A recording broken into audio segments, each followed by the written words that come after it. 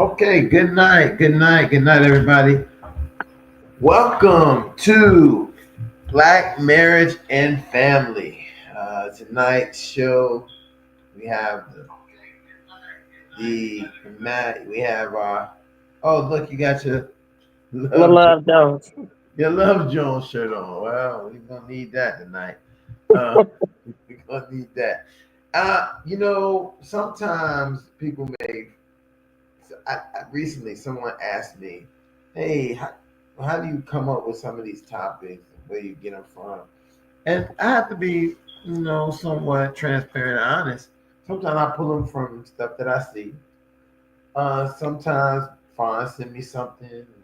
I see something on social media, and sometimes I pull up things because, uh, as a therapist,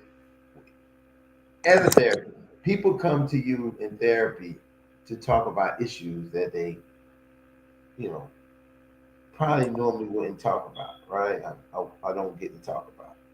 So in this case, um, that's what I'm doing tonight. Is a topic. It's really a topic that I want to talk about, um, and I want to kind of like flush it out for myself, and and I know how I've dealt with this for other people, but tonight I really think about how to do it because I think I have did it, and I'm now having to do thinking about how to do it again. So it's a dynamic conversation. I know for real. I know my sister here. She has some experience with this type of topic. So tonight, on tonight's topic, how to forgive your parents, and a big part of this, works when I really worked with this and it's the fatherhood and looking at how people can forgive their fathers, uh, and forgive their fathers to better themselves. We spent a lot of time in my fatherhood think tank and fatherhood work that I've done, realizing that you forgiving your father or your mother helps you forgive yourself because they are definitely the ones who set the tone. And we're going to talk a little bit about that tonight. But welcome tonight, Vaughn. I'm so glad to have you back. I mean, I think like you listen. Last week I was here. I know you had to go to the thing, and I ended up sending a call out to the bishop. He came on here and he broke down. He broke down the topic so much last week. I mean, he broke it down. Um, he really did a good job. I mean, because I told him I gave him the open. If you see, just come on in. The door is wide open for you, Yeah. brother. He definitely Bishop uh, gave us some really good information last week on our topic. So go ahead, Fawn. I'll let you jump on in that first.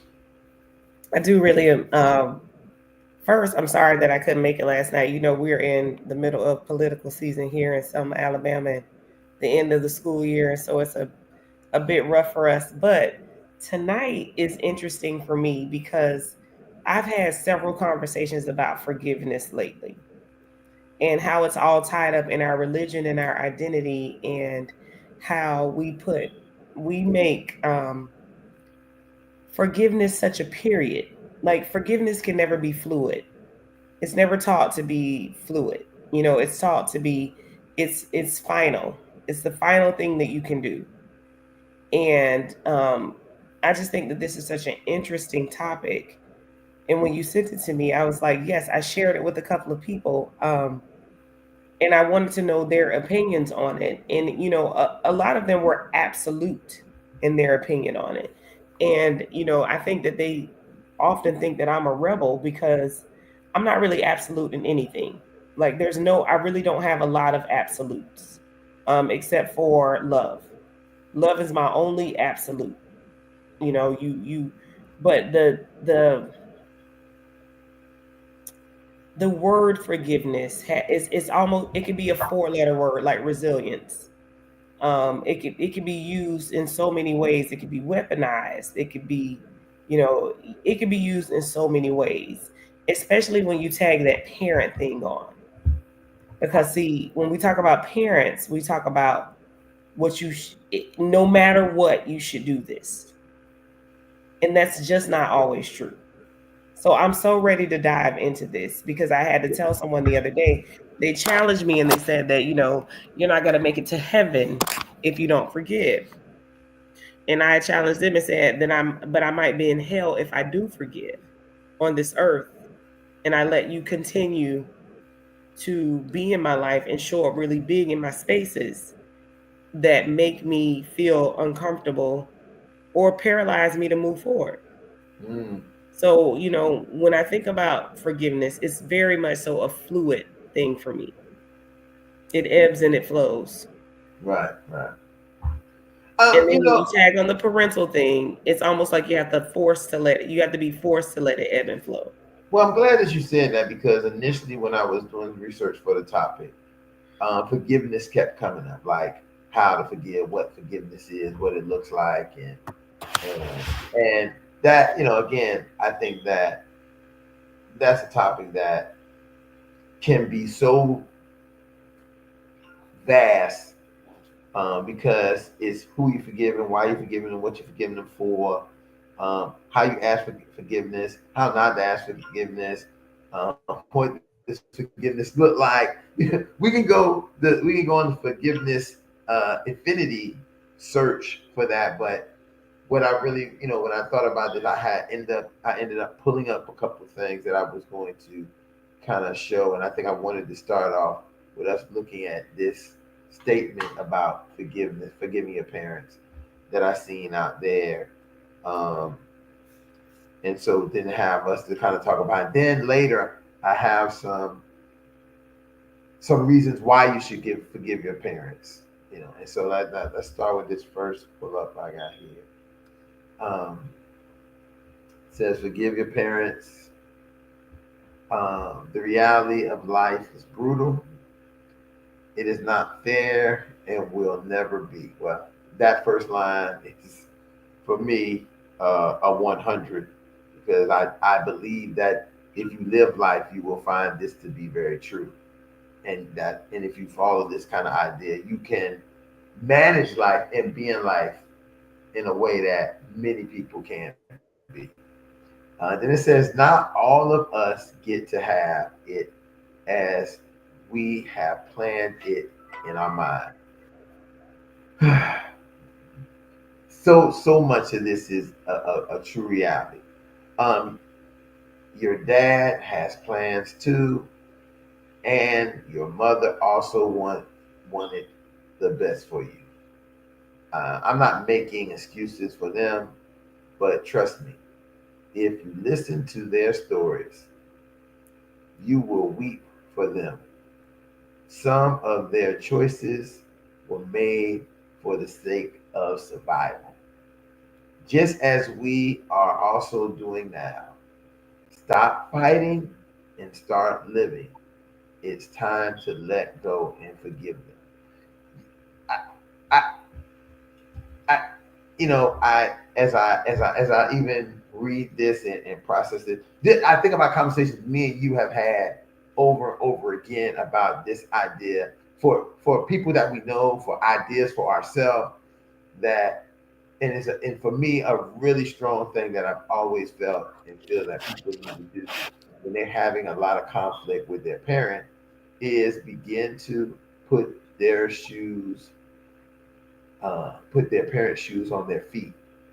And could you do, and are you able to do, and how it, and one that I think about that happens the most is, so we can think about in situations where everything is really, really bad, like, you know, but I've seen in cases where you had the model life with a mom and a dad, the three kids, and all these things that would have occurred, and you still have where parents are receiving from their kids,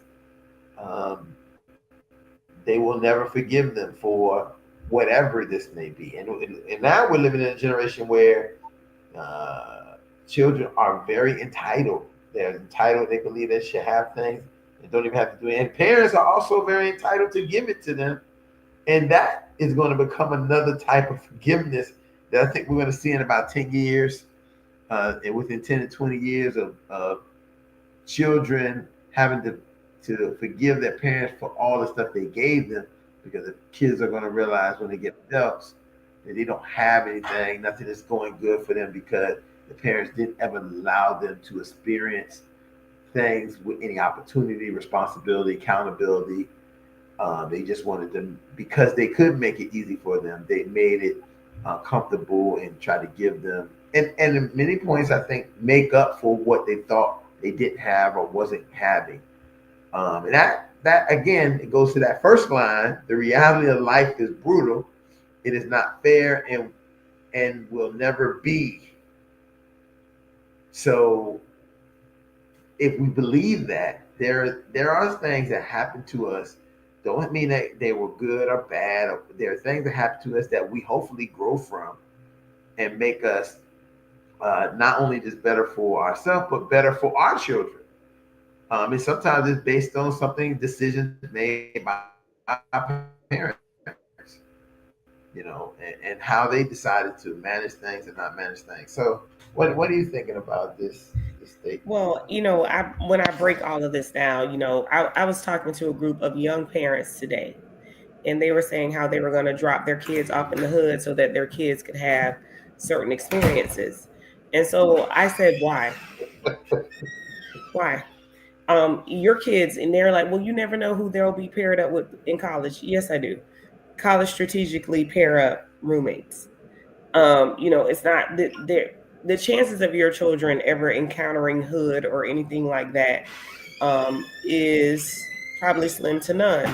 So when I look at all of these, when I look at the reality of life is brutal, you know, brutal is relative. There's levels to it. Brutal could be I didn't make the cheer squad, or brutal could be my mom smoked up the money so I couldn't pay for the cheer uniforms, even though I was Right. so good. So let me just go back to forgiveness. Forgiveness is an action word, meaning for myself, it's always ongoing. And so I'm going to jump to the end of the topic where it says, stop fighting and start living. It's time to let go. That's where it stops for me. Because the and forgive them, you're going to be doing that for the rest of your life. Because there are going to be events, there are going to be things that are going to come up, there are going to be things that are going. Forgiveness cannot just, you can't just end it with and forgive them. Because there's so many things that you will have to allow yourself to forgive them for. If you grew up in the 80s like we did, our parents were evolving from the 60s and the 70s, and there were things that they simply did not know, or there were things that they were surviving on. So for those of us who are 52, 53 and under, or I'll say 53 to 40, our life wasn't hard, but it definitely was not like, we did not have the set of rules that these kids have. We were still kind of surviving. We were still kind of good times a little bit, and our parents had lots of ups and downs, topsy turvy. There was drugs, there were no drugs, there was religion, or there was workaholics. These people were just trying to make their way. And I feel like every point in my life, there is a part of me, there's a little girl in me who can identify negligence, or who can identify something that they did not do right. And if they had done it a different way, I probably would have turned out a little bit better or a little more successful. And there are times where I'm mad at them and I just allow myself to be mad and maybe possibly not even forgive for something. Because what I can say is that they did it because they didn't know better, but they also did it because it felt good to them. And I can say that because I'm a parent. So sometimes I keep going with things that actually feel good and right to me, even if I know that it might not always have the best outcome.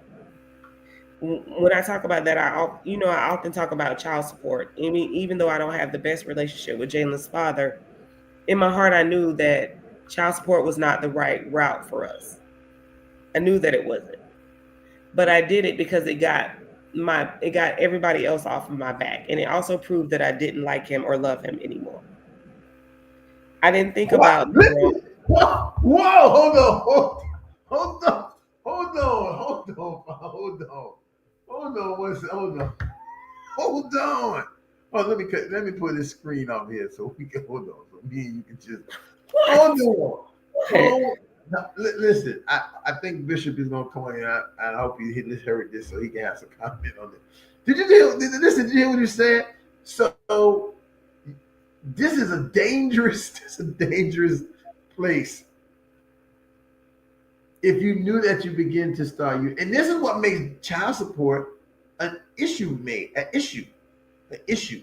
But it also, this child support thing is one of the major factors in this forgiveness that parents are going to have to sometimes soon seek for their kids because they how they operated child support and not how they operated but why. Like you just said something that was so profound that I did it so people would get off my back, and so because if I put them on child support, that means that's showing that hey, I'm over him. I don't have to deal. Listen, I'm putting them on child support because you don't put a person that you still have anything for on child support, and that may not be completely true, but I think that we all then deal with those things in our perspective and the construction that people have made for us because many ideas is that even in my own situation, if we were cool and everything was great, then I wouldn't be on child support. That's Right. that that's the thing. And guess what? Really, I wouldn't have to be on child support because we could work out and be flexible in reference to finances like you would have to do in a relationship Hmm. in a committed relationship when the two adults are together. They have to work out money. Listen, you think these couples don't have to work out the money for 3 and 4 kids that they live in a household for? No. You doing this between isolated one-on-ones with different women and fathers, or mothers Right. and fathers. And I don't say that to say that he did not need to be held accountable. He absolutely did. He needed to be held accountable. He was not helping me. But I think I knew him and I knew the trust that he had for me. And I knew the hope that he had for his family. Now he could not deliver on that because of whatever his problems were.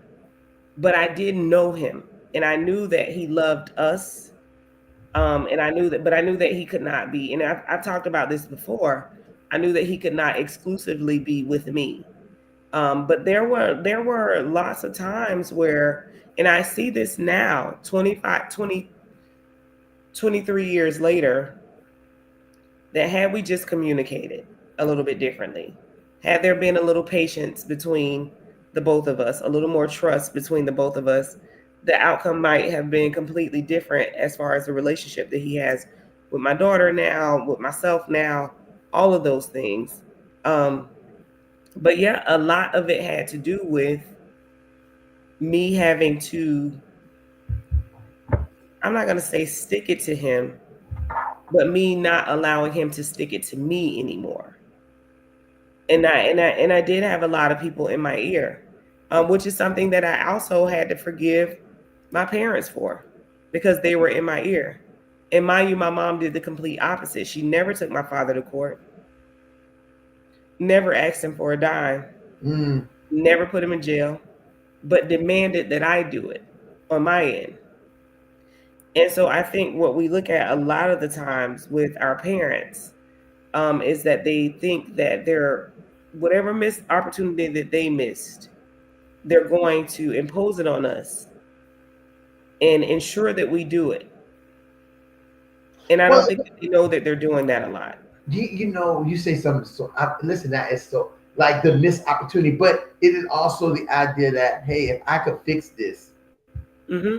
this is what I would do to fix it because this is what I think that she will need that I needed. And these are the conversations I say all the time. We as children, right? Children, there's about 3 generations above us who really have never really had the conversation that our generation, and the children, our children underneath us are going to have, right? Right. It just because how the code. Listen, I look at the relationship my father had with me and my sister, and me and my sisters. Yeah, he had a relationship with me and my older sister that's completely different than my middle sister, and completely different than my little brother. Right? The relationships are so different, and when you begin to evaluate them, it's because he had to change to the time. Oh yeah. Right? The time with us was he could be young, go away. Responsibility was not as high as it could and should have been because he was a teenager with 2 kids, Right. 2 different women. Then moving into getting married and being married, and then getting into the situation of having a divorce with a child, and and on top of the other issues he was dealing with at the time, right? Right. That relationship is not like how it is with me and my sister. And now his relationship with my youngest brother is like this father of the year basically kind of thing, but it's not what traditionally people would say father of the year is. You know, Right.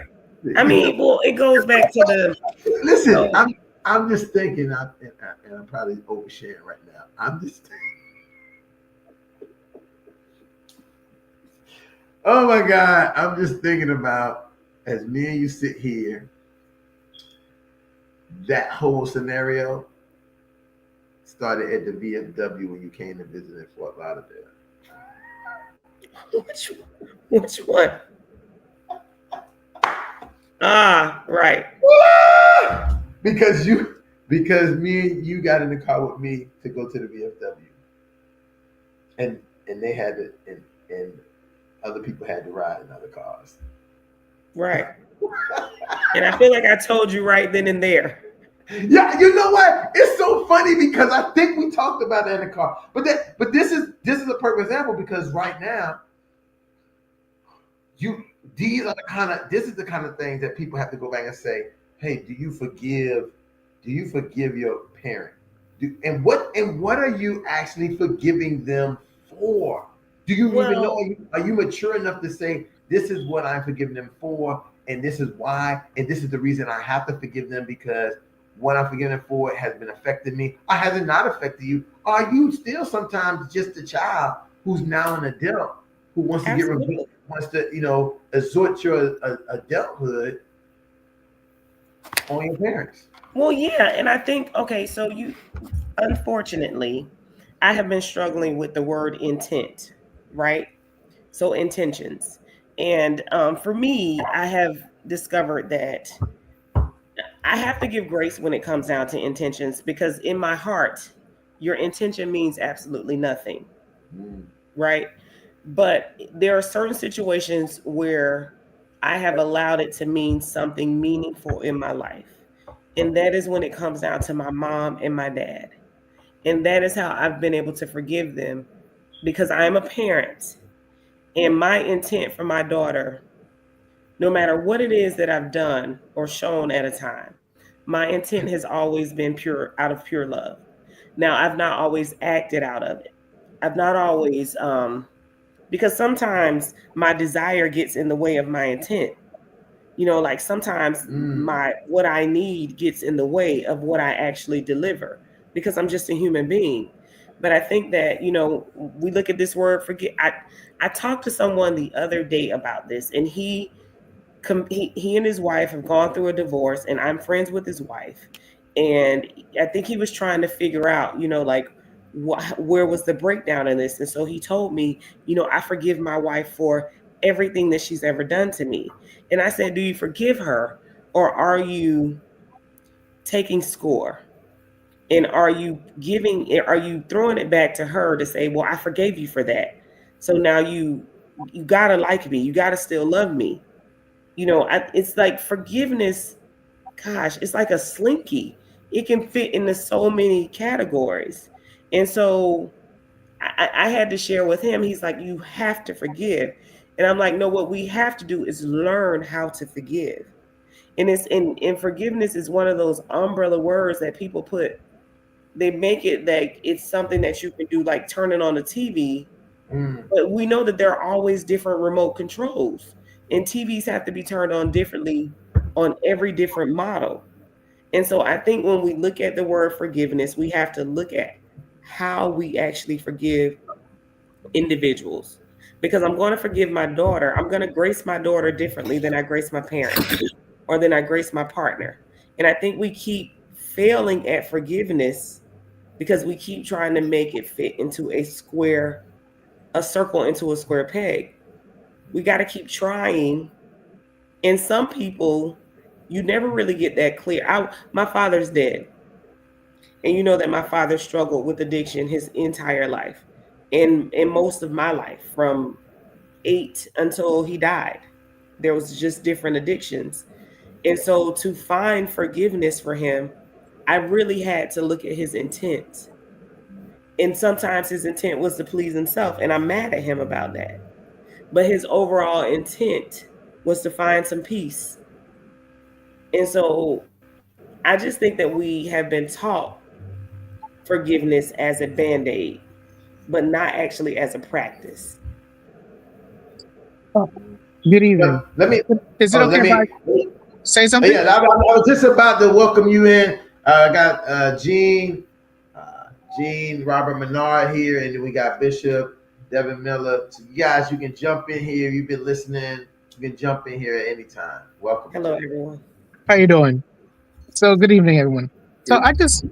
I just wanted to comment on the forgiveness piece, and I was going to go a little bit back into the topic itself, but I wanted to comment on forgiveness. I think that I agree with what you were saying, but I think there's an extension of forgiveness that people don't realize. Forgiveness is not for the other person. Forgiveness is mainly for yourself. Right. We tend to harbor so much pain within ourselves because we're so angry at the other people, and lacking the ability to forgive them continues to eat at us, and we don't realize it. So we have to extend the forgiveness is not so much easing the other person, but easing ourselves and allowing ourselves to process pain, to process, a lot of emotions that we may have along the way, right? And so I think that part of the forgiveness is a lot here, letting them hear you say, I forgive you, right? But also, I don't forget what you did. I can forgive you and always remember what you did because I don't want to fall into the same trap. And a lot of people will tell you, well, that's not true forgiveness. But it all depends on what it is that for me, it all depends on what that person did. And I know if you're going to go biblically, I know a lot of people tend to go biblically with forgiveness to say, if you're going to forgive someone, you forgive them wholeheartedly. But that, I think that's where the humanistic aspect comes in for a lot of people is, I can forgive you, but the difficulty is to forget what you've done so that I don't put myself in a position to hurt again. I don't know if that makes sense, but Right. No, it does. Yeah. so a lot of times I think when we look at forgiveness, it's not so much for others, but just for ourselves. Bishop, if you want to chime in, but I think I like that part.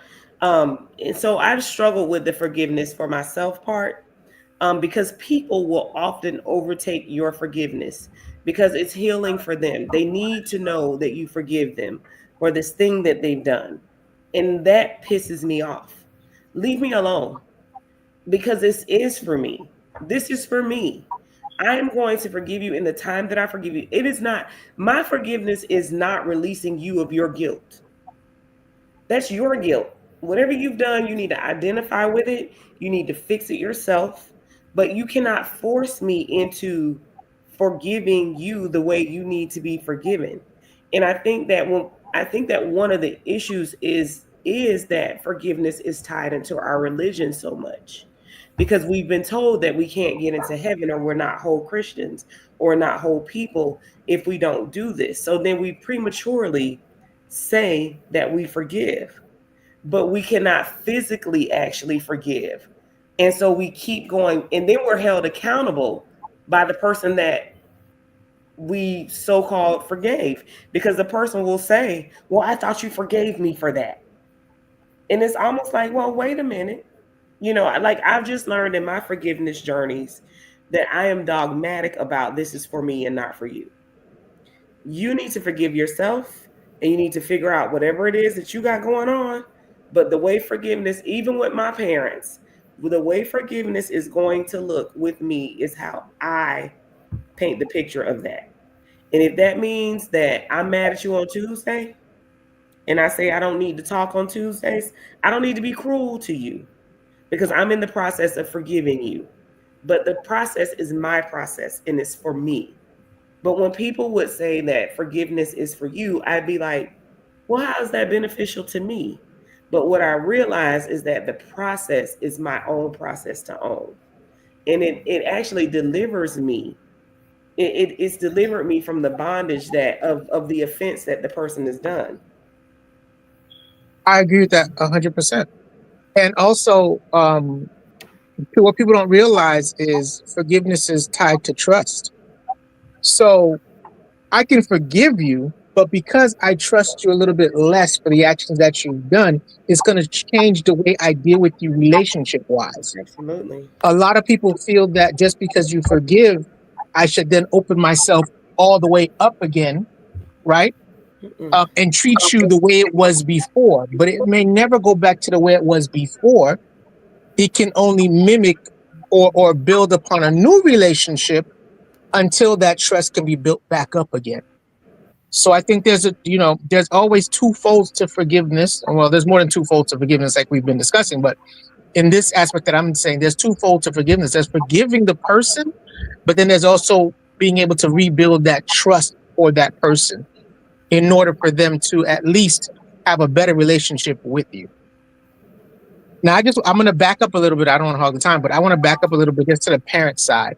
Because something that was said earlier about the parenting and forgiveness made me think of the fact that when we parent, right, or when we're parented, and we think about forgiving our parents did the best that they can with what they had. I'm in that age bracket that you said, Ms. Robinson. So I'm in that. I'm turning 50 in 2 years. So I'm 40. I'm 48 right now. So I was at Gen X, growing up with parents that were at work all day long. For me, you don't. How can I say it? There are parents that do things that need forgiveness, but then there are parents that do things out of necessity that there's no need to forgive, right? And you gave an example of a parent being on drugs. That needs forgiveness. But the moment you as a parent do something out of a need, not out of a want, it's not necessary to have to forgive that. Because usually as a parent, when you're acting as a parent and you're doing it a need, it's usually for the betterment of not just yourself, but for the child. So there's no need for a child to forgive me. Like I'll take my son, for example. He wanted to take driving lessons when he was in high school, right? But his grades weren't that great. I said, driving is a privilege. It's not a right. You need to get your grades up. You need to take a different class in school rather than driving as an elective. You need to take a class that's going to actually help you boost your grades up. Mm-hmm. And so could he be upset with me today? Of course. But did I do the wrong thing? No. I as a parent, he needed something, and I fulfilled that need for him in order to excel later on in the future. So it's up to him to understand that as a parent, I'm not always going to fulfill your wants, and your wants won't always be fulfilled. But when the need arises, I will always fulfill your need. Yeah, I agree. I do think that sometimes so my daughter has a handicap, and I shouldn't say a handicap. She has a brain injury, and often every time we are at a crossroads, people say to me, "Do you have legal guardianship?" And I say no, and they say why, and I say because she can make decisions on her own, and they say, "Well, she might need your help," and I say, "I'm safeguarding her." I'm safeguarding her from me making decisions for her that she may want to make for herself. Now, although I know that she needs guidance sometimes I do feel like we can, not in the driving situation, but for myself, this would turn into, Mom, I love him, I want to marry him, and me saying, I have legal guardianship over you. You can't do that. And I don't know if I have the right to do that to her, because she is an individual and she's a person. And so I think that sometimes, like we're saying, super situational. All of this stuff is situational. When there are things that I think that my mom, Ron knows that I say that my mom was addicted to Jesus and my dad was addicted to drugs, to crack. Um, and I think that my mom thought that giving us a lot of religion was the right thing to do because it made her feel comfortable and safe. Because we grew up in crack, we grew up in that epidemic, and the church was safe. But the no balance is what I have to forgive her for, because you did not balance, you did not present us with any balance, and you knew that you were not presenting us with any balance, but it was safe or for you to do that. And so I think that parents sometimes walk a fine line between their authority and being afraid. And you'll say that you're protecting, but you're really more so protecting yourself because you're afraid of what your kid may do, if that makes any sense. Yeah. Well, let me chime in. I think I don't know how old you are, Ron, but I might be the oldest one on here. So let me put some things in context of all these generations, because I'll be 60 Okay, sure. this year. So first of all, grace and peace, grace and peace to everyone here. Again, Ron, thank you for the invitation to be on your broadcast. I've been listening to what folks have been saying as far as what about forgiveness, and I heard the religiosity of it. And what I would say to that first is a lot of times we've been mistaught about forgiveness from a Christian or a believer's perspective. Because it was Christ who said on the cross, Father, forgive them, for they know not what they do. And I always keep that in my mind when people do things that are out of pocket. That tells me that there's somebody else at play, especially if we're talking believers and non-believers. But as it's been said, forgiveness is for the person who is giving it, not necessarily the person who receives it. That's why it says forgive, meaning you get ahead of the forgiveness. You get ahead of the giving, because it's going to help you better than it's going to help the other person, because the other person had a level of intent, and even if they had misstepped, the forgiveness of, or the reaction of whatever that action caused warrants forgiveness really on both sides. I believe that forgiveness is not a one-way street, but it's a two-way street, because there was an action that took place. It harmed someone and it may have vindicated someone else. So there has to be a level of mutuality. And if there isn't, then I don't think a person who's been harmed should give it. That's coming from me. Unless you have a level of remorse or a level of repentance, then it's not for me to forgive you for the action that harmed me. But it is for you to seek my forgiveness, and then it's still up to me to give it to you. So I think it is a personal choice. It's a situational, as you said, Fine. It's a situational objective. But I think from a parenting perspective, let me go there and then I'll stop because I hit the church, I hit personal. Let me hit parents. I have two sons.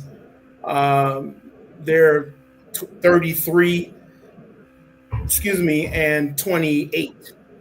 Uh, and so I grew up. They grew up in an era before a lot of stuff was going on.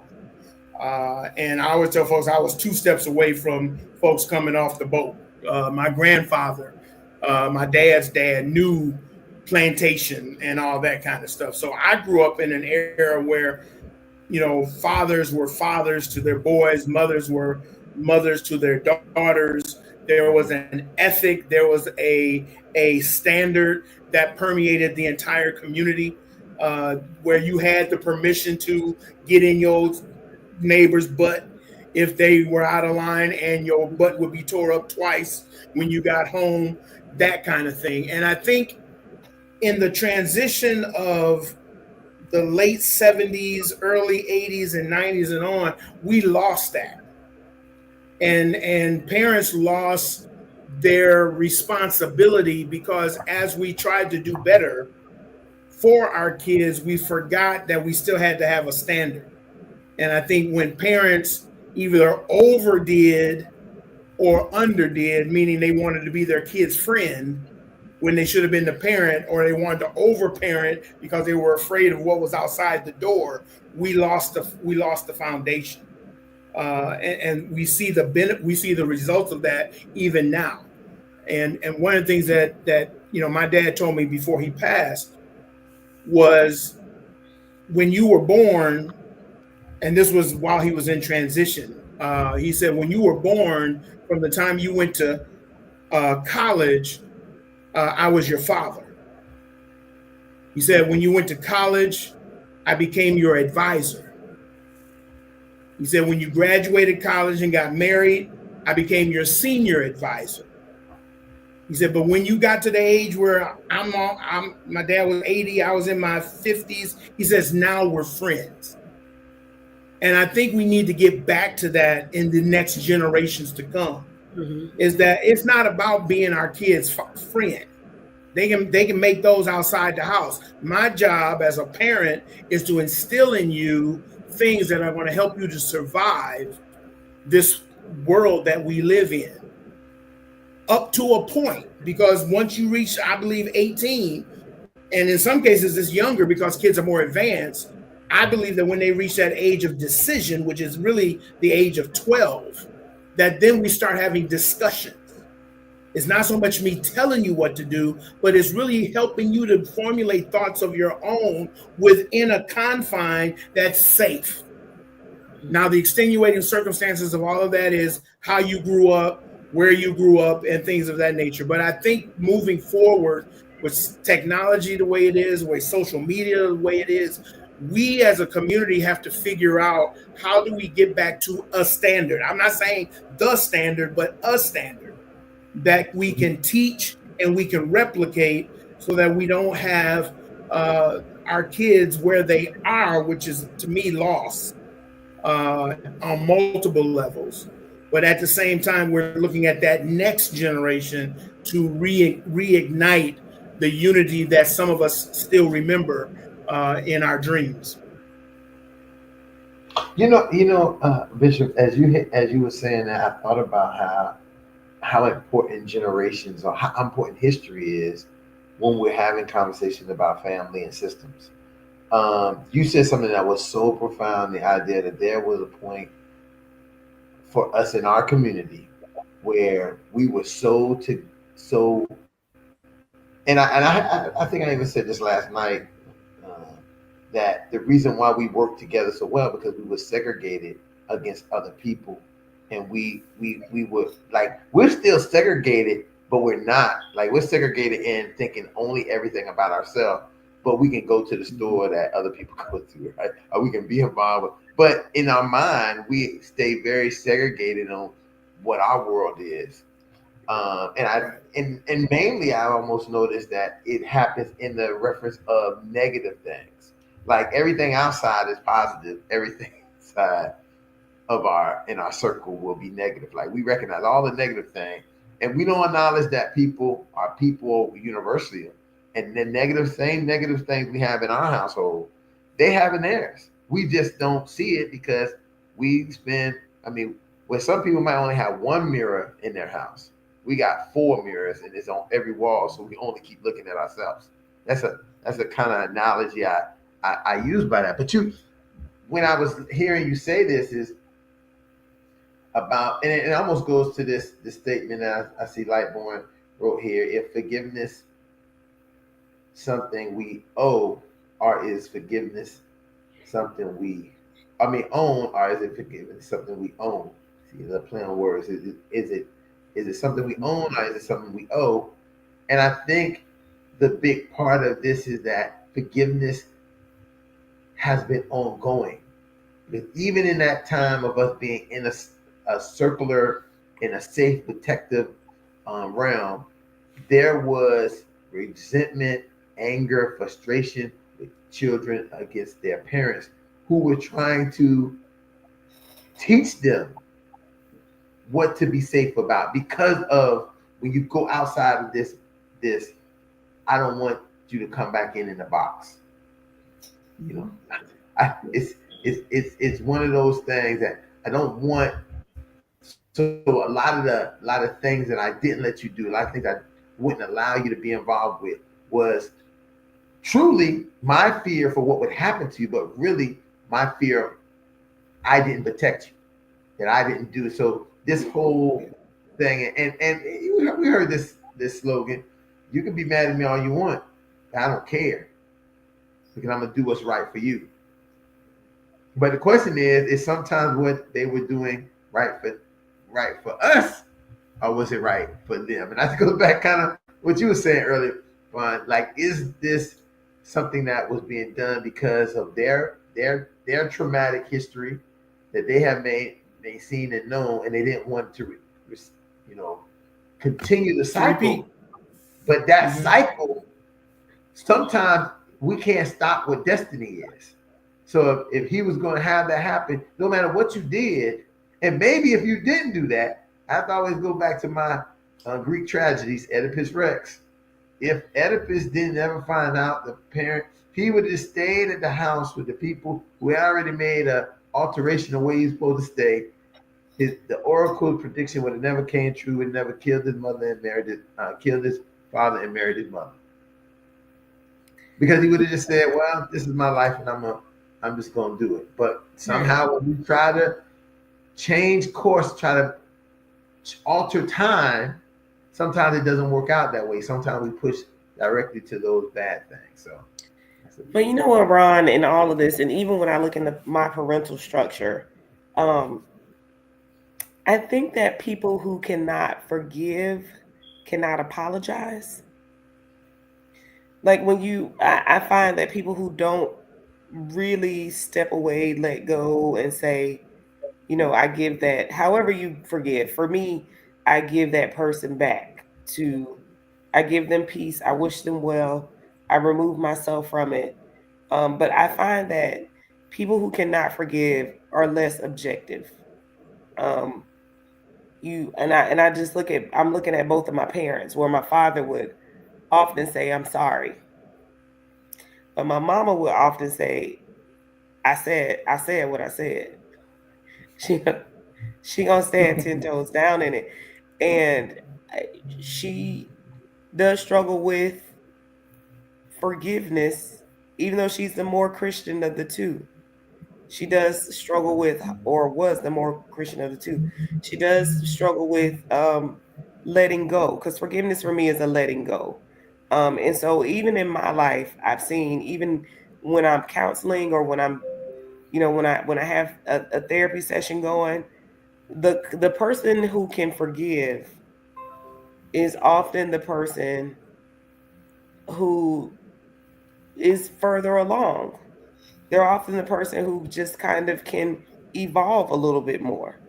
They're the person who can take, like, more steps to doing things. They're the person who can trust more. Um, and I think that the other person is often scared of being burnt. They're the person that shows the most fear.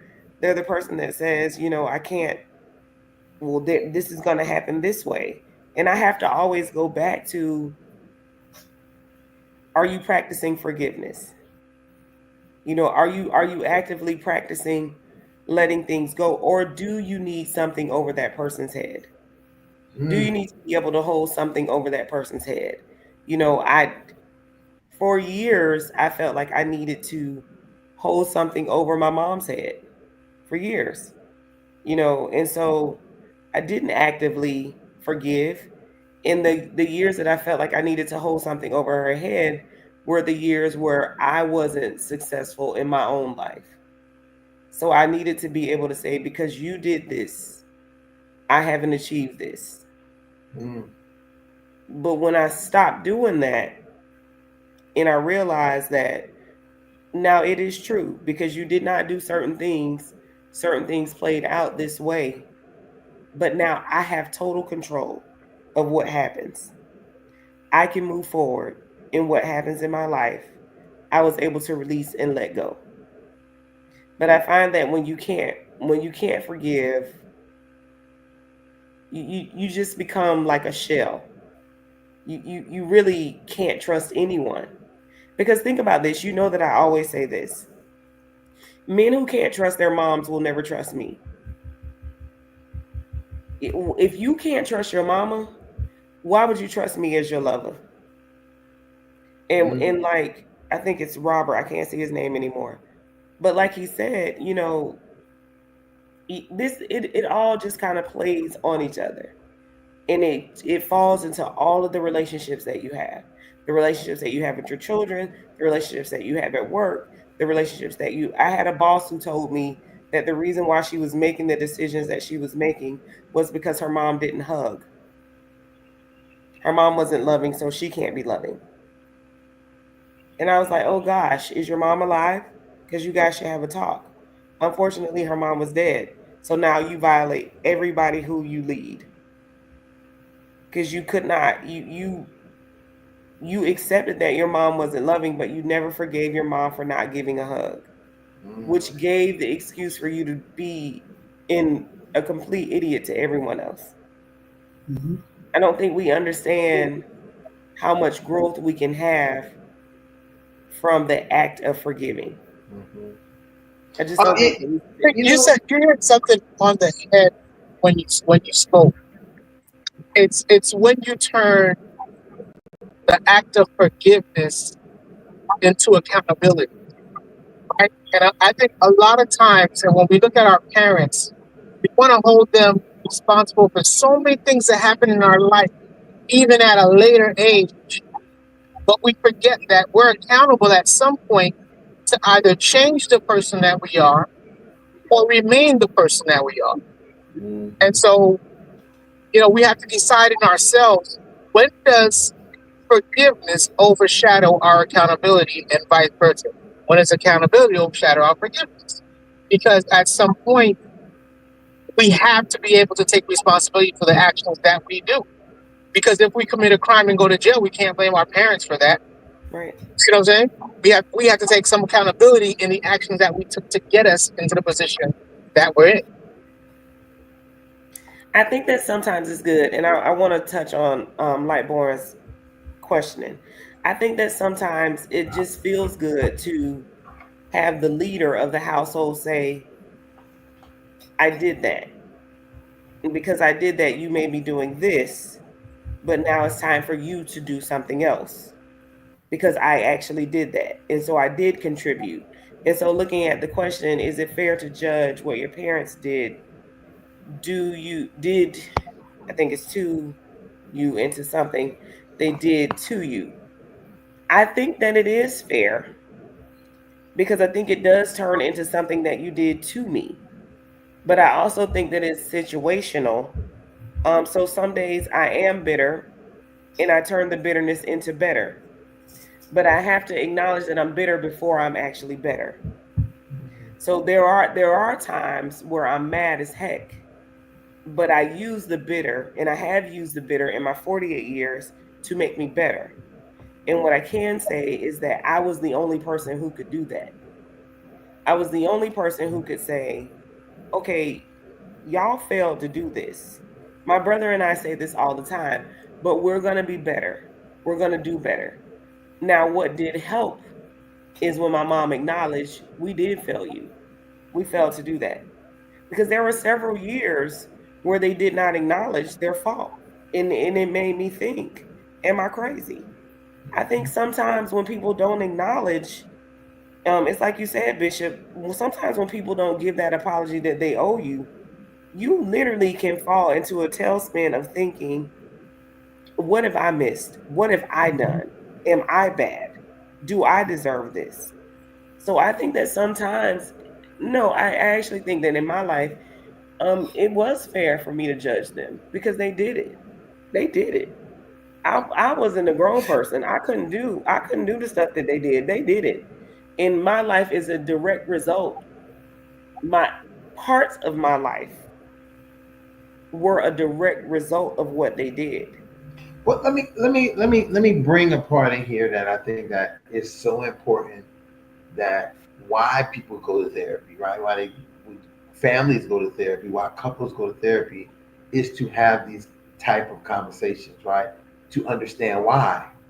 And that means that there has to be some transparency, some honesty to say why, because one of the things that can make us accept almost anything is understanding why, and that it makes some common sense. Even if it don't make common sense, at least I have that primary question resolved in my mind of, you know, as you said, am I crazy? Am I the one going berserker for what happened? No, just being able to know why. Listen, why are you doing this way? Why? What has do you feel like something has been done? Because once you have that question and answer, a person can say, "Well, I didn't know you felt that way. I didn't know that you felt these things happen. I didn't know that." And then sometimes you could get into a thing where people are so stubborn they don't even want to.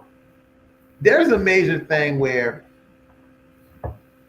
we have to also understand in this conversation, and I want to be very, very blunt about it, is that there are people who are still dealing with issues, parents and children, that may not have nothing to do with their relationships, right? The relationship between the two of them. And that is the cause of some of their conflict in communication.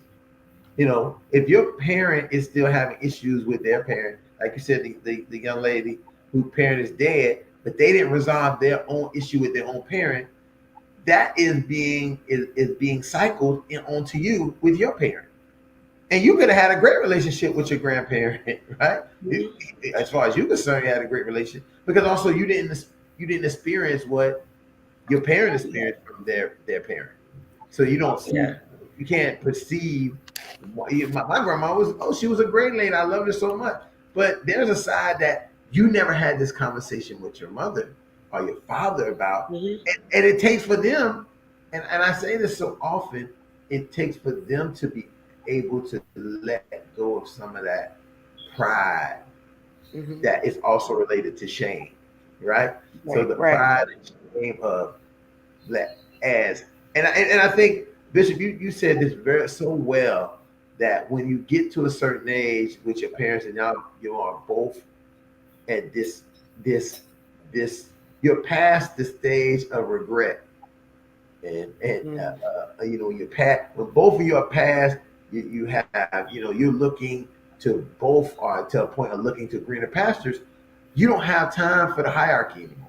The Right. Right. hierarchy is out of here. You have time to really, the one person that you know who is, and this is so real. The one person you know who will know you better than anybody else, and you know them better than anybody else, becomes that parent. Who, so you don't have to worry about, like, you get with somebody and say, we got the I thing, and they know what I know what they think, and they know it works just like that. It ends up Mhm. working just like that, and you don't, and then you're not also bogged down because listen, our years are over. All the things you could advise me doing, all the things you could say, I think you should have did this, I think it should have worked like this. Those things are over. Now we're looking at um, uh, closing time. Making the For best of real. the we got left. Yeah. We don't have And time to be. yeah, I'm sorry. No, no. I'm just No, saying we don't have time to be bitter. right. We don't have time, like you said, we don't have time for regret. We don't have time to go back 20, 30, 40 years and say, well, if I know then what I know now, well, you didn't know it then. So why are we holding them to a standard that they didn't know?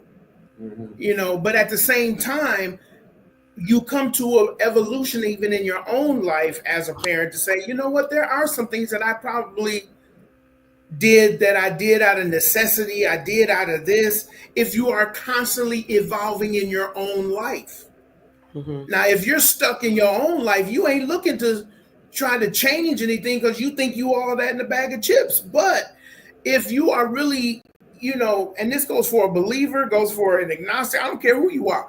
If you're not ever evolving and learning who you are in every standard of life, then you're always going to be stuck in that level of regret of what you woulda, shoulda, coulda, and didn't. Because we're human. That's the first thing. And as parents, we have to first be honest with ourselves. And you said something, Ron, that I think is really what messed up everything, is that when we had something to compare to, then it turned into a thing of acceptance versus respect. Mm. And I teach on this a whole lot, that integration gave us something else when before we didn't have nothing else. Mm-hmm. And so we depended on ourselves because there wasn't no one else, quote unquote, to depend on. But as soon as we had something to mirror or to see that, oh, wait a minute, they got that, we ain't got that, over time, we started putting pressure on our parents. Well, Right. Susie got this, or they got the best Jordans, and they're wearing the Nikes. When my son is 6'6", 300 and some odd pounds, and it ain't fat. Okay, when he was in junior high and he wanted the new Air Force Ones, that boy had a 12-inch foot, and I told him right then and there, I said, son, you ain't gonna be wearing no Air Jordans. And it wasn't, he's like, well, dad. But he had enough sense to know to say, well, dad, I know I got a big foot. I went online and I can get my shoes wholesale. Why? Because we were open, honest, and transparent about where we were. Right. Right. Okay, back then it was like, we ain't Trump, thank God we're not now. But back then we were like, this ain't no Trump house. There ain't no tree out in the back growing no dollars and Benjamins. We ain't that. If we can be that honest with our kids, that's first being honest with yourself. I'm not trying to prove nothing to nobody. And that's where we get into this thing with parents after my generation. We started comparing or fearing. It was either I'm going to let my child be like everybody else's child because I want to be their friend, or I'm afraid of what's going to be happening outside, so I'm going to put religion on them. I'm a bishop, I can say that. We put religion on them and think that religion was going to save them. No, that's not going to save them. If anything, it's going to make them more defiant when they get out of your sight. Mm. But nobody wanted to speak truth. And we're still facing that today, that nobody wants to speak truth. The fact of the matter is we're still trying to compare ourselves to somebody that never wanted us here in the first place. So why are we comparing ourselves? And it gets into parenting, it gets into job performance, it gets into relationships. I'm a counselor as well. And so the question of why is so important in really getting to the core of what's going on. Because if you can't answer why, then I ask, why are we here? Mm-hmm. Because until we can answer the question why, we'll never understand how things happen the way they happen. And so even when we do conflict resolution, a lot of times we say, okay, I did something, I'm sorry, I'm sorry. That's the end of the conflict. No, I said that's the beginning. Right. Once you recognize that you've done something and you say, I'm sorry, first of all, the person who you did it to got to figure out, okay, what do I want out of this? What resolution do I want? And then you come to the table and you say, okay, you did this, that, and the third, and it's that which made me feel the way I feel. Recognize the thing in the room instead of looking at the person who did the thing. No, this is what you did, because the intent may be that they didn't know they were doing it. They didn't know that what they did would affect you the way it did. Okay, well, now we're not dealing with feelings, we're dealing with facts. And the one who has to bring the facts is the one who had the feelings, not the one who caused the feelings. But then that's where the work starts, because now you have to say, okay, cool, I forgive you, but if you do it again, because the likelihood of them doing it again is very, very high, because they didn't know they did it in the first place. So you're just giving them a revelation. So you got to say, okay, if you do it again, I won't get mad. I'm not going to go through that emotion that I went through before, but I can be your coach. And I can help you not do to me what you did to me. And they got the option. Okay, yeah, I understand. I had a brain fart. I did it. Okay, I'm good. I know what I need to do. Okay. I'm going to trust, which was said before. I'm going to trust you that now I brought it to your attention again, that you're going to, straighten up and fly right. But if you do it again, see, that's the third. The third one is the one that we got to catch, because that's the point of decision. Do I allow this to keep happening to me, or do I make a decision to move away? And it's at that point, before you make that decision, you ask one simple question: why? Why do you continue to hurt me the way you hurt me? When I brought it to your attention 3 times, two times, but on that third time, I'm not going to go for 4. And that's where forgiveness really kicks in. Because once you get the answer to that why, you can make a decision: do I forgive or do I move on? And life is not about, I've learned life is not about choices. Life is about decisions. Mm-hmm. And do we make the right decision? Because I make a decision to forgive you. I make a decision, and that's why it's about me. I decide to forgive you. It's not you coming necessarily to me saying I'm sorry. I got to get over the piece that I got to get over too. That's why it's a 2-way street. A person should say, I'm sorry, please forgive me. Or they can just say, I'm sorry, which gives them the opportunity to do it again. My last point, then I'll be quiet. I had a client who was in the midst of a divorce, and they had been together for like 15 years, and he had did something in the relationship that caused it to dissolve.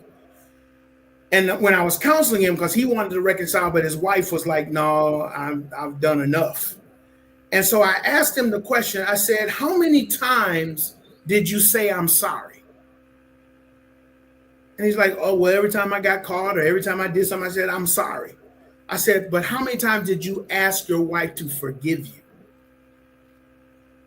And he looked back, he said, I never asked her to forgive me. I said, so you kept an open wound by just saying, I'm sorry. You're like putting a Band-Aid on cancer, because you never asked her to forgive you, which would then put the accountability back on you. I'm sorry is exoneration. Oh, I'm sorry. We throw that in the water. I'm sorry. Oh, did I do that? Oh, I'm sorry. But we never say, will you forgive me? And that's where forgiveness really becomes an important tool in reconciling relationships with parents, with whomever. Change your I'm sorry to do you forgive me? because I have caused harm. That's an evolutionary person. Yeah. Because I realize I've hurt you. And not only am I saying I'm sorry, but I'm saying forgive me. But that responsibility goes back on that person, because forgive me means, that they say that, asking or saying I'm sorry without changing is abuse. That's just abuse. But Mm-hmm. when I'm like, will you forgive me? I've identified these things, and now I'm committing to working for me.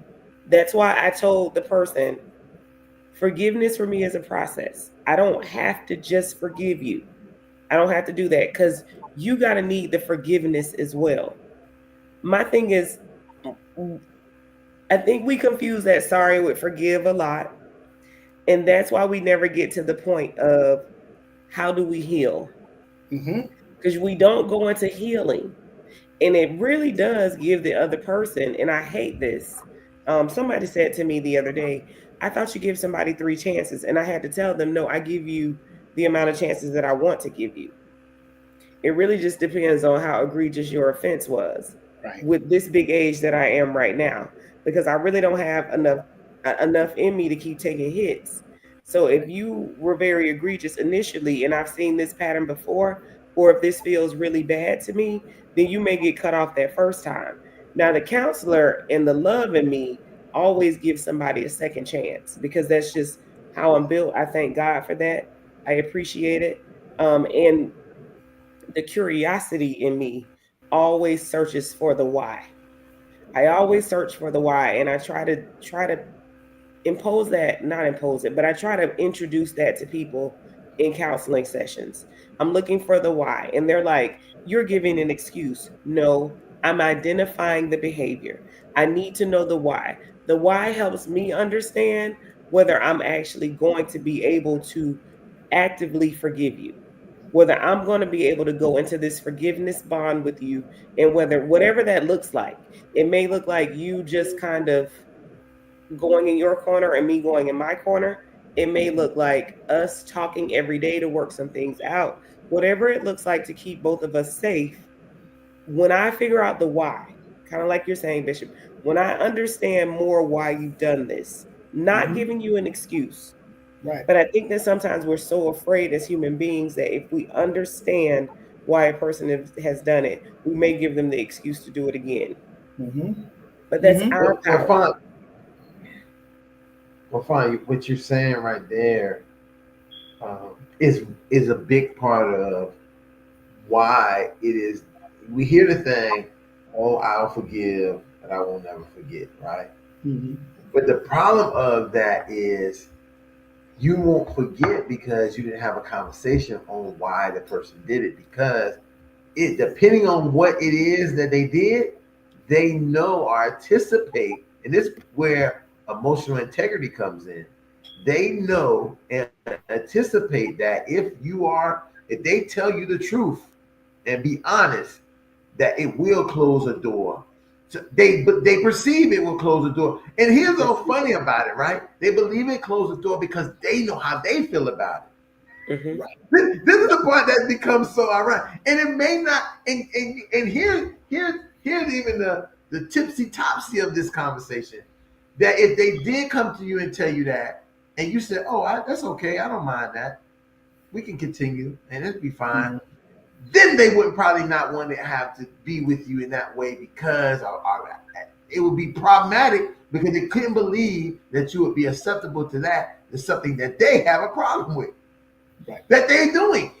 Hmm. Mm-hmm. You know, it's like I, I would like to, let's get, I would like to go out and spend all the money.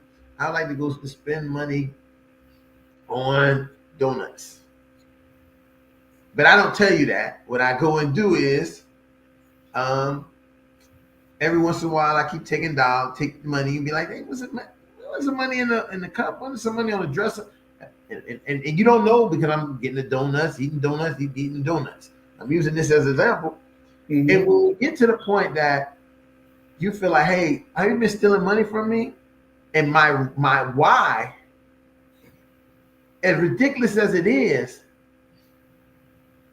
me telling you that, no, I'm not really stealing. I just want to buy donuts. And then you say, well, what? You didn't have money to buy donuts? Now we got to get into a conversation that once do you got to go into these conversations, because one question going to lead to another, is going to lead to, and I've had many of these conversations. One question leads to a 2 or 3 hour conversation, that because once you answer that first question, the person now is curious about so many other things that are related to how you interact relational with each other, to this situation about the donuts. But Ron, let me Oh, she might have hit her finger right on out of here. She moved and knocked herself out. But let me add to that, because let me just quickly comment, since. Oh, I'm sorry. Go ahead, Bishop. No, no problem. Thank you. It's important to that discussion, because one of the things I tell the folks that I work with is the why is an acknowledgement that you don't know. And sometimes we come into relationships thinking that we know. Oh, I know you. We've been together so long. I know you. And I tell clients, don't ever say that again if you come to my house. Don't say that again, because you really don't. I said, what you are two strangers learning how to live, love, and laugh together for a lifetime. That's who you are. I said, so you should come in with a sense of, I want to know this person. I want to know this person. Therefore, I got to be comfortable asking questions and being asked questions. Because when I was dating you, I didn't give you a resume. I didn't tell you my likes, my dislikes. I put my best suit on. I put my best smell good on. You put on your best thing, and we fell in love with that. And then once we went down the line and said, oh, we want to spend the rest of our lives together, or we're going to move in together. First step, we're going to move in together. You then begin to see that this don't match that. And it begs the question. I don't know. That's how you weren't supposed to know. Right. And that causes the conflict. That brings the conflict. Right. Yes. But now that we made a commitment, now we got to dig deeper. And as counselors and therapists, we have to help people. I tell people, don't come to me to get fixed. I'm here to help you navigate.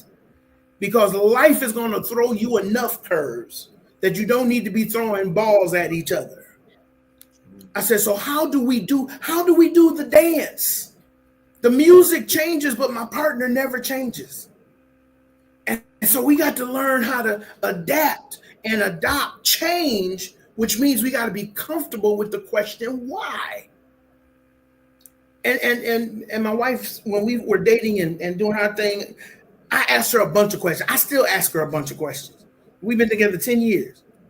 And she's like, why do you keep asking me questions? She was saying to me, why do you keep asking me all these questions? I said, because I don't know you. And she's like, we've been together at that about 3, 4, 5 years. You don't know me. I said, nope.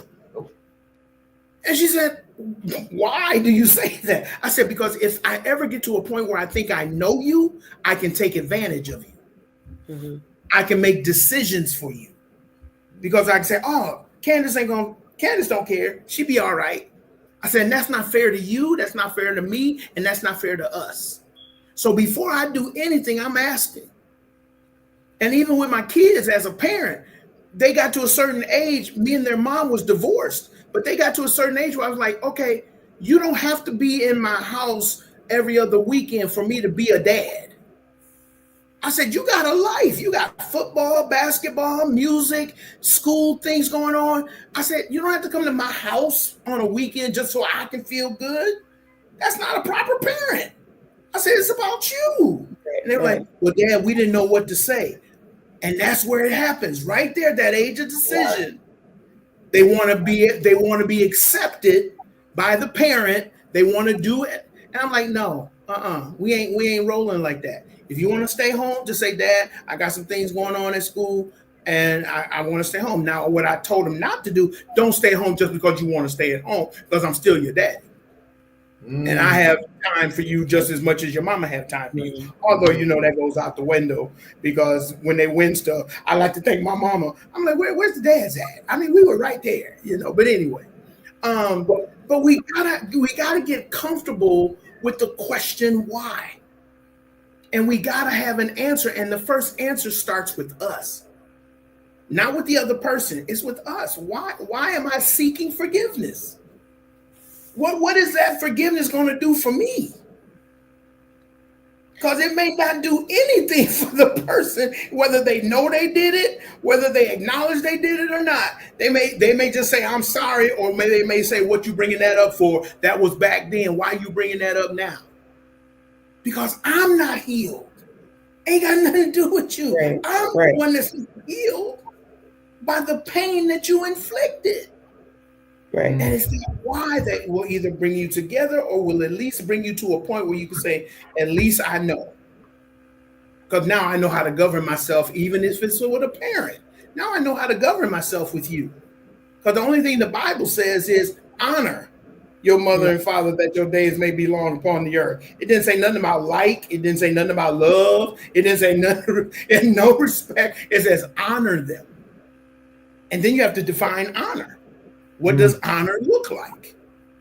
And that's a whole nother counseling session, right? Because we fight with honor. I want my days to be long, but I really don't like this person. Well, like ain't in that equation. It says honor, so let's look at the word honor. And at the end of the day, that's what's going to get us in, along with some other things. But that you have to come to my show to hear what's going to get you into heaven. That's a whole nother conversation. Bishop, I love that you described it as a dance. And I'm going to steal that so that I can say, when the person says, when you say, let's try to figure out how we do this dance and why we may not be dancing together, why it may not be flowing. Yeah. I think I want to give people, I would like to give people the okay to say, because my feet hurt. My feet hurt. And it could be because you stepped on my toes, or the partner before me stepped on my toes, but the end result is that my feet hurt. So I can't dance this dance that we dancing because there's this hurt there. Right. And then we define what this hurt is. I do actually love this question. Is forgiveness a limited amount of trust or an unlimited amount of tries? Ooh, I don't think I'm grown enough for this question yet. Well, as the one who got more gray than Ron right now. Yeah, I'm not grown enough for this question yet. I would answer. It's really situational. It's really situational, because if you're trying to rebuild trust, if that's your goal, then it's going to be limited. Because it's going to wear on your patience. If you got patience, then it's an unlimited amount of tries. Because the word says love covers a multitude of sins. So it really depends on where you at in your faith. Because your faith will tell you, I'm only going to forgive this joker so long. But if your faith is your faith, then you're going to forgive them because your father forgave you. And see, I feel like I have the patience of Job, but that trust situation, not so much. So, but see, I think we make a mistake thinking that we got to be with that person. I forgive you, but I ain't got to be around you. I ain't got to be around you. I don't have to trust you. Right. I don't even listen, and I think this is the problem. We're always looking to make everything standardized by somebody's standard, like, if I forgive them, then we go back to the way things was. No, I forgive you because I just forgive you, and also I'm not mad. It's just that also I forgive you, but I'm not going to be the same way that I was before. Or I might. Here's the one. I might be the same way that I was before with you, but now I might have different boundaries with you. Absolutely. See, there's a difference between being how our emotions operate, and then when we put I have a client and I talked about them putting, because they understand work very well and family is difficult, policy and procedures of you. your personal policy and procedures on how you handle with people. That's another, there's a fancy way for me to say your boundaries and how that's what it works. That's what the job is. You do not, the policy and procedures say you do not come in with shorts and and tank tops on. That's a boundary that they're saying that they would like you to operate at the job. You add that same type of boundary into your life. But when we say this, is why we got to change some of the words, because the words have become such what do you call it, like buzzwords, and so that people don't take them seriously because it's a buzzword, when really change it to what they know. Change it. I say this, therapists out there, clinicians, counselors, one of the key points they always tell us is use client's language. And I like to use client's life. What they are, where they're at in life, with their job. I want to relate not my philosophy or my language based on therapeutic language, but finding a way to reframe my language into their life language. So that's an example. Using, instead of saying boundaries, because she already had a frustration with, I don't have no boundary with my mom. I don't even, I don't have it. And then I said, at your job, because your job is a very policy and procedure based job. You have those, though. There's things you don't do. Why don't you make a policy and procedure on how you're going to handle your family members in that same capacity? And boom, she was able to do it, and she's been able to maintain it, because it's not the same old boundaries. Oh, I don't got good boundaries. But you, at your job, you got really good policy and procedure. You don't do the things you don't do at your job. You have the skill to transfer that ability over into any other situation that you are using. That's I think a lot of that is because we have taken our relationships and we've categorized them. They have different categories. In some, your expectations are so high. Your expectations with your parents. And I remember telling a group of kids the other day, we were about to graduate, and I could tell that some of them, around those times, they're getting a little antsy. Daddies are missing, and some daddies are showing up, some daddies are not. Moms are missing, and that is the most heartbreaking, when there are moms missing. But I remember sitting down telling this group of seniors that this expectation that you have for your parents is bigger than any expectation that you'll have for anybody else ever. But they are the same human beings as everybody else. Same people. Right. Your dad is the same man as Mr. Jones. Mr. Jones has children. The same grace that you bestow on him and everybody else, you will learn to give that to your parents, because they are the same human beings. It does not matter if you grew inside of your mom.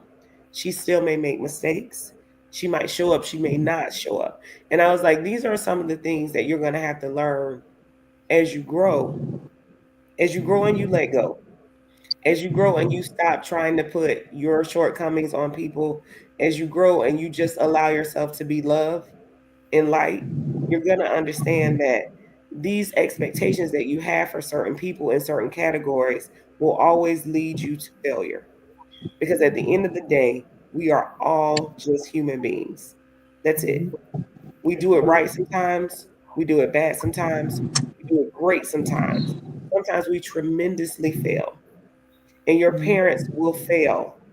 They will fail you over and over and over again, because we are human beings. And they were like, and they were like, well, and I'm like, that's it. There's no discussion. I think that they may fail to our perspective, but what they're doing may not be failure. And I think that is all. And then this goes back into our whole profession. When we get, this is why I don't personally like to do individual clients, right? For this reason, because they have a hard time, and it makes a lot more work for me to present, and they almost feel like I'm not joining with them, trying to present the other person that they're talking about perspective, because I don't really know that perspective, but I'm trying to get them to see that you might need to look at the other person's perspective, because your perspective, you may feel that, hey, this person is what you just say there, fun. You said that, they're not trying to help, they're trying to do whatever, but it may be them trying to help. Staying away. And my mom is dirty. She doesn't have clothes to wear. She doesn't want to embarrass you. She may be staying away from the graduation to not embarrass you. Right. Exactly. The perspective is there's so many ways that you can look at this, that she may know that she's not going to show up and present in a certain way, that she may not be able to present your best. You got to look at what people, we always say meet people where they are.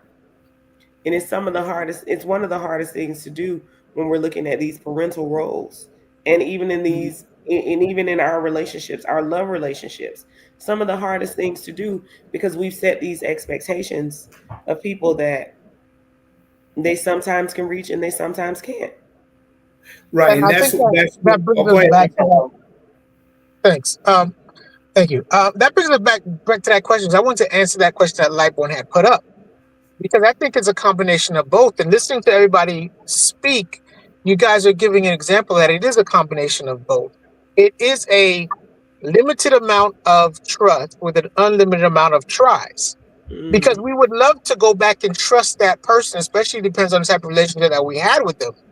So we continuously try to forgive them as much as we possibly can because of the relationship that we want. And I think and going back to what a lot of you guys are saying is, a lot of the times, the ones we give the unlimited tries to because we want to forgive them and trust them are our parents. No matter how many times that we feel they failed us, we still want their love. We still want their admiration. We still want them to be part of our lives, because that is a piece of us, right? And so we look at trust, something that is, how you say it?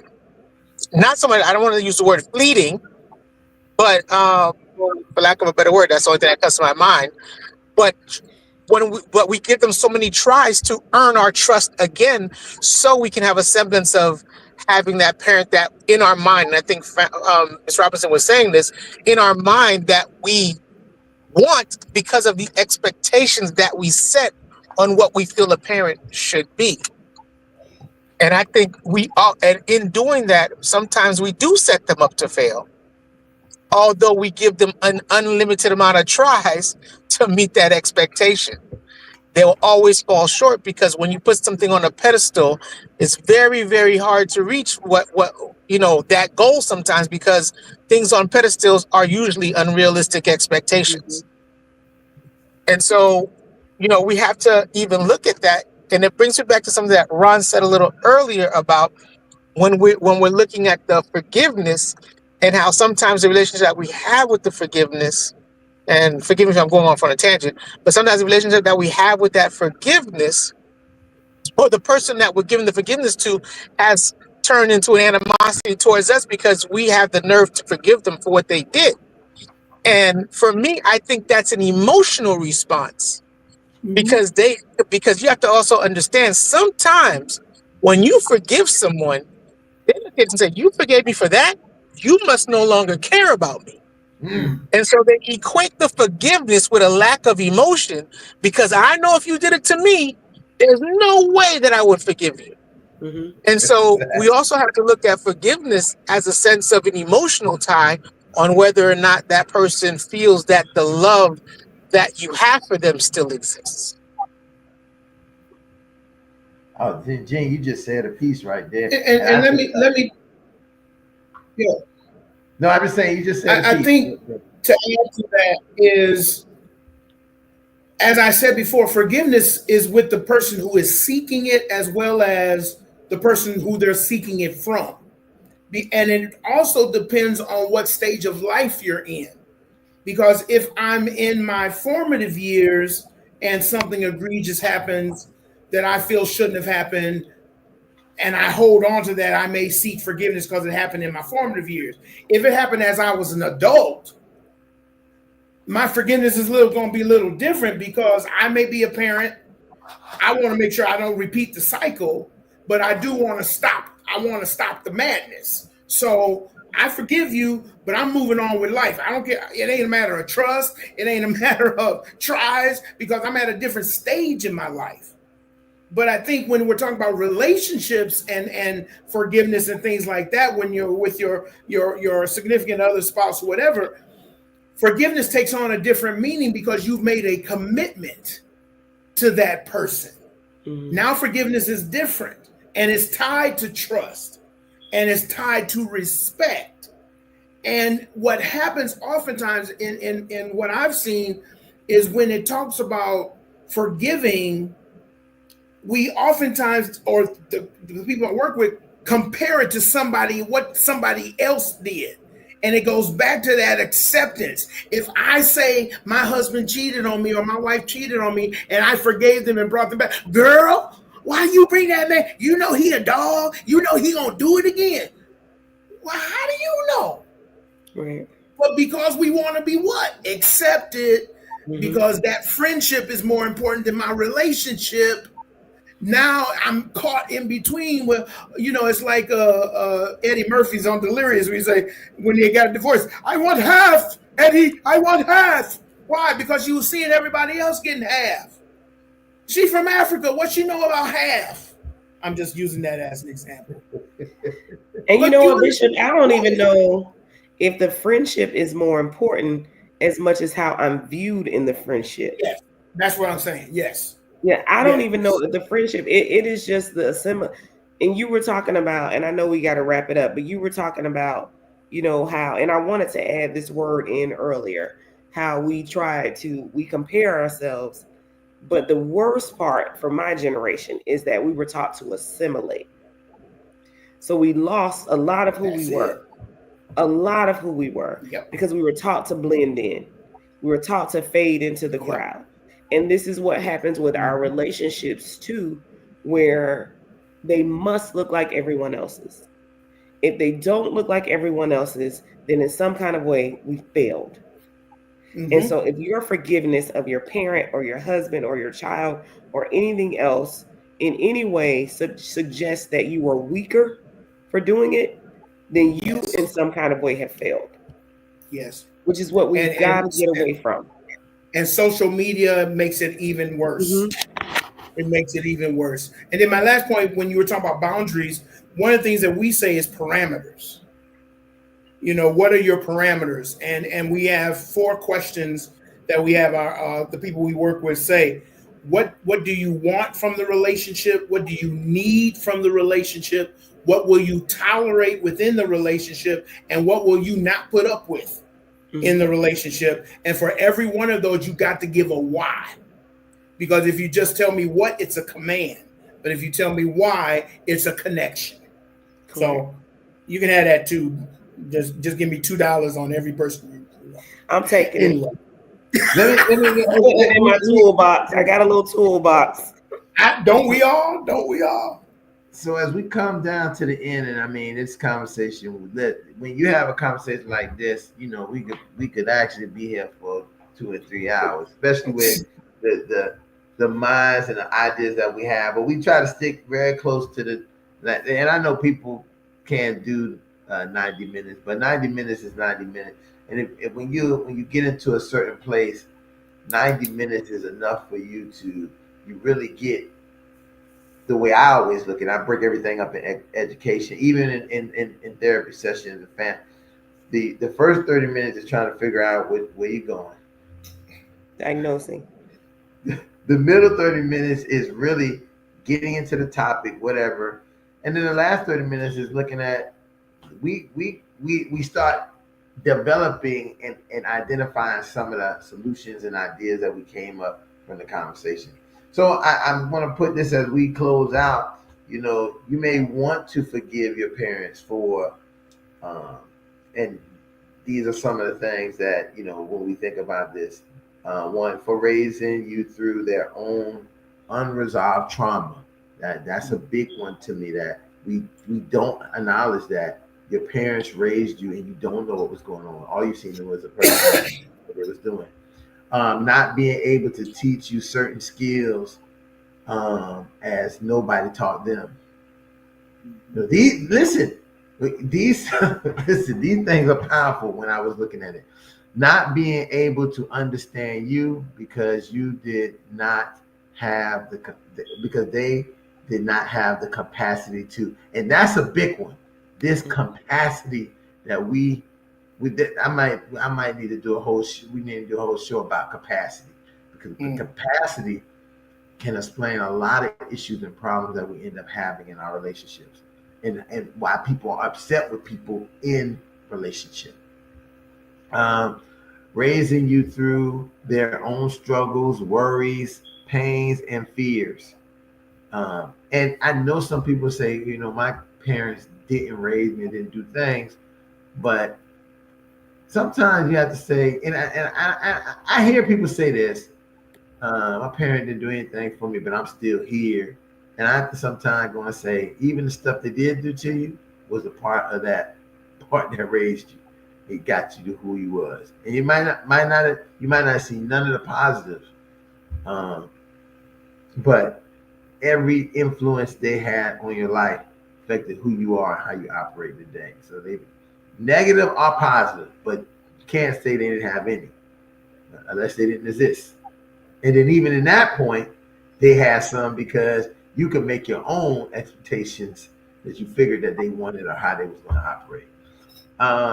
Doing the best they could with what they knew and had. So doing the best they could and knew and had, following certain cultural norms that they were surrounded with. And then the last one, being emotionally available as their parents were emotionally unavailable. And listen, this the last one here. I think this goes in a cycle. It goes in a cycle because you may have that happen, and then because people are available emotionally, then they give, and then they become unemotional, and then for the next year, it's like that whole cycle. That whole. If you ever heard this story about, well, I walked to school. My son rode a bike to school. His son rode a car to school, and his son will end up walking to school again because of the it's always going up, and you don't keep going up. Everything goes back and forth. So with that being said, listen, folks, if you watch, thank you. Like, share, subscribe, so you know what time when we're having this. I definitely want to thank our our guest contributors tonight, and I also want to be able to allow you guys to, advertise whatever you got going on, so people can know how to get in touch with you, reach you. Definitely, Bishop. I think you said you have your show. That please, Bishop, give me, I mean, what I was saying, you got flyers or whatever, get it to me because I love to put it up. We don't do flyers anymore, man. This is technology. Flyers, I mean, a quick, when I have it, if it was on the, if somebody make a comment, I can bring comments right on to there, so they talk about where those things is. Right, like that. But it definitely let you Jay, Gene, you want to say anything before we go out of here? Gene, Sorry about that. I was having technical difficulties. No, I just wanted to thank you for the invite of being on. I really appreciate the conversation. I think it was very good, worthwhile. Always, I'm always learning something new, and I appreciate the fact that you guys were there to educate me. Conversation. I think I think we educated each other, and that's a big part. I think listen. I started the show explaining that this was something for us to, kind of have conversation in reference to some of our own things, so we can deal with them. And I think that this doing these broadcasts for me is like what I have become very used to as a therapist, going to supervision, right? So in supervision, you go to supervision, you pay somebody while they go, and then they bring up stuff. You talk about cases and clients and things of that nature. And in the profession, in our therapy profession. We don't really, after your license, you don't have to do that. You got to keep keep your numbers up for your accreditation, but you don't really have to. The only time you might go and have conversations like these are if you go to conferences, and then you pay like $300 and $700, $800, $900 for the conference, and these and that. But you don't get to have these kind of conversations that we're having. And this is why I kind of created this spot, because I was in supervision for like 10 years.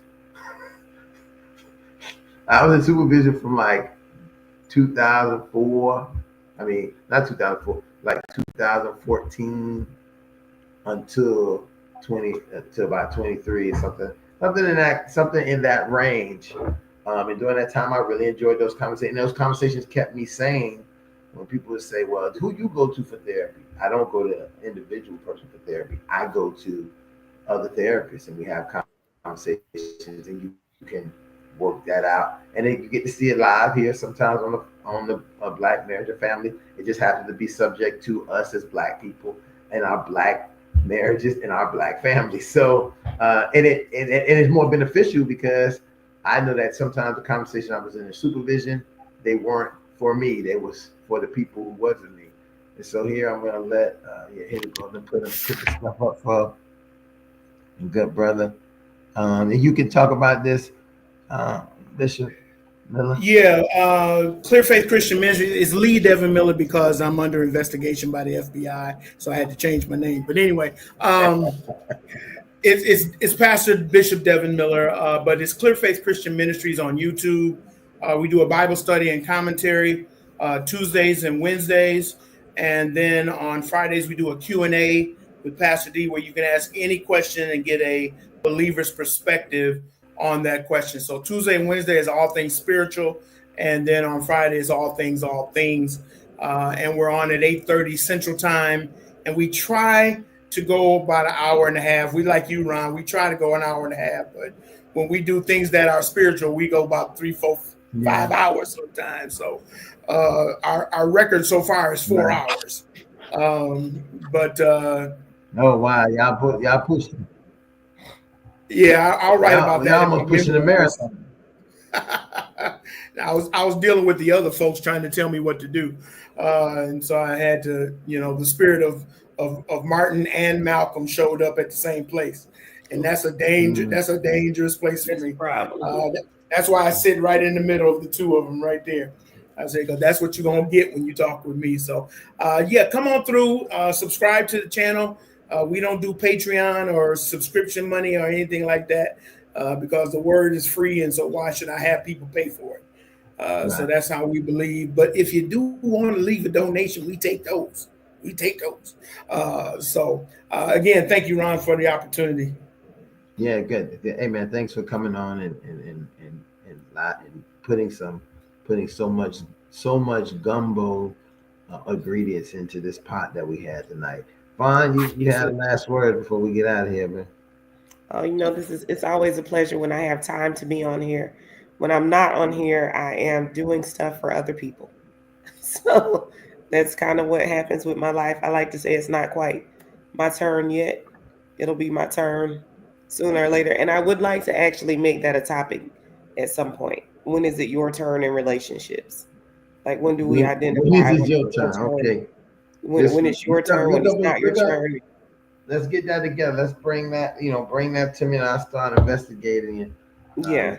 All I gotta do is see like a post or something, and what I do is I go on a full investigation and get all this stuff together and put it together. But again, folks, I know it's that time. We pushed it a little bit long, and it's okay, because I think that we wasn't just sitting here saying. I mean, every moment was full packed. Again, let me thank Lightborn out there for those questions that he was putting into the chat, because that even built the. See, this is what happens when you get this lively thing going. You start talking, people start putting questions. It's a lot of management to try to manage behind the scenes, but it was good, and I mean, I feel refreshed right now, so I can go into my weekend with a good spirit, and get ready to see my clients when I see them over the weekend with this kind of upliftment I got from you guys. Thank you. Thank everybody for joining us. Again, like, share, subscribe. You can always join us. We don't. It's not like this a private show. This is a public show. But you will get knocked out of here. You come in with, trying to bomb or do whatever. Because I'm quick and fast on the draw with that. But I do like to meet new people, get new people idea and perspective, and be respectful. Respect. I don't have one point of view. I don't see things one way. I believe that we are not people of monolithic beliefs, and the more that we're not monolithic, the better we are as a group of people, because we will still have our one core thing in common, no matter what happens. And I don't have to say what that is. If you don't know, you don't know. With that being It's a said, different kind of show. If you don't know, you need to be on a different kind of show. Right, yeah, exactly. If you don't know what it is, let it be. With that being said, good night. We'll see you here next week at Black Marriage and Family. Good night, everyone. Good night. Good night.